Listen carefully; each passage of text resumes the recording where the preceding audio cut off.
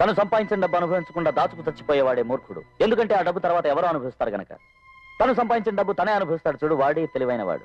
జీవితంలో ఒకటి మాత్రం గుర్తుంచుకోండి, కష్టపడందే ఏదీ రాదు, కష్టపడకుండా వచ్చింది ఎన్నటికీ నిలవదు. నేనెవరి దారికి అడ్డురాను, నా దారికి ఎవరన్నా అడ్డొచ్చారో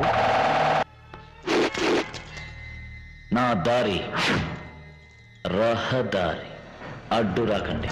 అర్థమైందిగా? ఒక్కడివి ఒక్కడివి ఒక్కడివి ఒక్కడే ఎంత దూరం వెళ్ళాలన్నా ముందడుగు ఒక్కటే. ఎంతమంది మోసే చరిత్రైనా రాసేది ఒక్కడే. ఎక్కడికైనా ఇలాగే వస్తా, ఇలాగే ఉంటా, జనంలో ఉంటా, జనంలా ఉంటా. ఏ భైరవ్, నిన్ని కమాండ్ దాటించే లోపు నాలోని సమూహాన్ని చూపిస్తా. చూస్తావా?